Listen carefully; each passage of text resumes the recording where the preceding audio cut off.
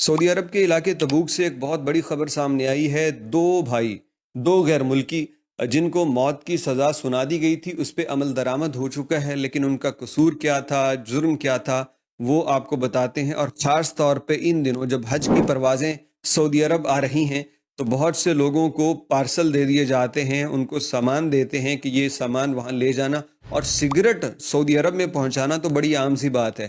تو بھائی جو حاجی آ رہے ہیں نا، خدا کے واسطے جو چیز لو اس کو تسلی سے کھول کے دیکھ لو، ورنہ جو یہاں پہ ہوا ہے ان دو بھائیوں کے ساتھ وہ کسی کے ساتھ بھی ہو سکتا ہے۔ اب میں ان کو بے قصور نہیں کہہ رہا کہ یہ تو کلپریٹ ثابت ہوئے ہیں، ان کا جرم جو ہے اس کی تفصیل عدالت نے اور میڈیا نے بتائی ہے کہ دو بھائی جن کا تعلق شام سے ہے، اور نام دیکھیں، نام کتنے خوبصورت لیکن کام کتنے ہی ہلکے۔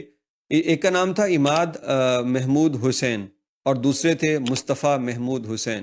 یہ دونوں بھائی جوان آدمی، لیکن سعودی عرب میں رہتے ہیں، کام کرتے ہیں، تو اس سے ان کا دل نہیں بھرتا، اور یہ لمبا کمانے کے چکر میں یہاں منشیات سمگل کرنے کا سوچتے ہیں۔ اور ایسی ممنوعہ گولیاں جن کو بین کیا ہوا ہے، یہ بڑی تعداد میں سعودی عرب لانے کی کوشش کرتے ہیں، اور یہ پکڑے گئے۔ پکڑے جانے کے بعد عدالت میں کیس چلا، ان سے پوچھا گیا تو انہوں نے ساری چیزوں کا اعتراف کیا کہ ہاں ہم یہ کام کر رہے ہیں، پیسوں کے لیے خود کر رہے تھے۔ تو پھر ان کو جرم ثابت ہو جانے پہ موت کی سزا سنا دی گئی، کیونکہ ایک اچھی خاصی مقدار ان سے پکڑی گئی تھی، اور اس موت کی سزا پہ عمل درآمد بھی کر دیا گیا ہے۔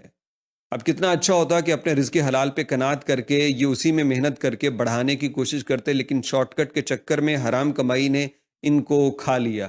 اب مجھے طارق بلوچ صحرائی صاحب کی وہ بات یہاں پہ یاد آتی ہے، وہ کہتے ہیں کہ حرام بندہ جو ہے وہ حرام رزق نہیں کھاتا، حرام رزق بندہ کھا جاتا ہے۔ یہ وہ کہتے ہیں جو حرام رزق ہوتا ہے نا وہ بندے کو ختم کر جاتا ہے۔ تو اسی طرح یہاں پہ ان کے ساتھ ہوا۔ تو خدا کے واسطے احتیاط کیجیے، اور خاص طور پہ جو حاجی آ رہے ہیں، آپ کو اگر کوئی پیکٹ دیا جائے، کوئی اس طرح کی گولیاں دی جائیں تو بڑی احتیاط کرنی ہے، کیونکہ بہت بڑی تعداد ہو سکتا ہے آپ کے پاس نہ ہو، لیکن چند گولیاں بھی اگر ممنوع نکل آئیں تو اس کی سزا بھی کئی مہینے جیل کی صورت ہو سکتی ہے۔ اور آپ تو حج پہ آ رہے ہیں، اللہ رب العزت تمام کا آنا قبول کرے، اور احتیاط کیجئے، کیونکہ ایئرپورٹ پہ آپ اپنے سامان کے خود ذمہ دار ہیں۔ وہاں یہ بات نہیں چلے گی کہ کسی نے دیا اور آپ لے آئے۔ جو چیز آپ لا رہے ہیں وہ سمجھیے کہ آپ ہی کی ذمہ داری ہے، اس کی نہیں جس نے آپ